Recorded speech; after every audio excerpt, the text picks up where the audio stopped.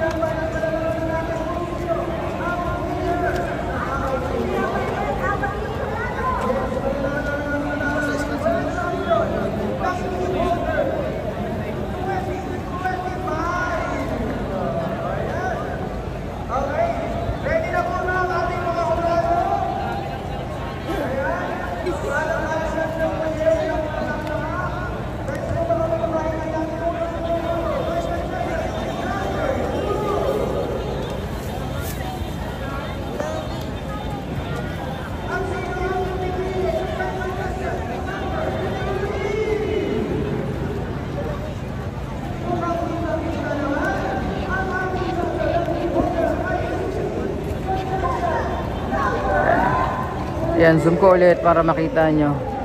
Actually, ito, yung side na to ng Roxas Boulevard, mga papunta. Yung dito naman sa may kabila. Ayan, papunta naman dun sa yung iba mga baka papunta sa kanilang mga location, no? Ayan, very organized naman po. Iisang way lang yung mga papasok.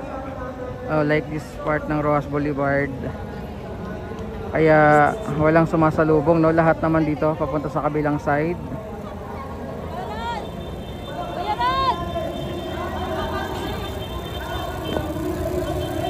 Tapos ito naman yung kahabaan ng Kalaw.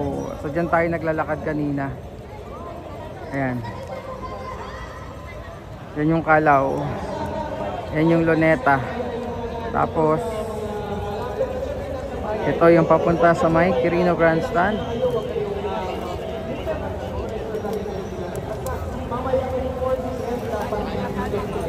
Dami, grabe.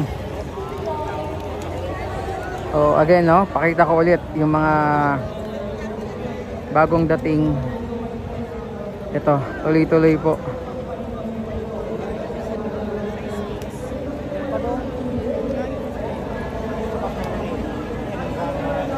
Yan. Talagang nakakabilib yung pagkakaisa po nila, no?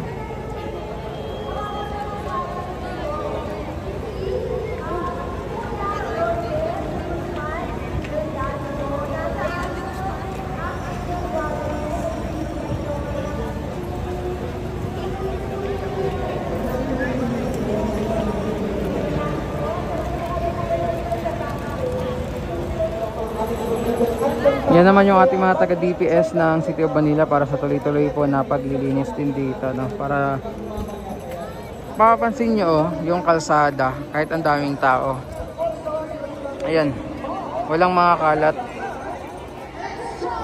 O, diba? Pansinin nyo po yung kalsada, ayan, o, ang linis pa rin. O, walang mga nagkalat na mga basura. So kanina pa yan, actually kagabi ang dami ng mga tao dito. Pero kung mapapansin nyo, tingnan nyo yung kalsada, wala talagang mga kalat. Walang basura, oh.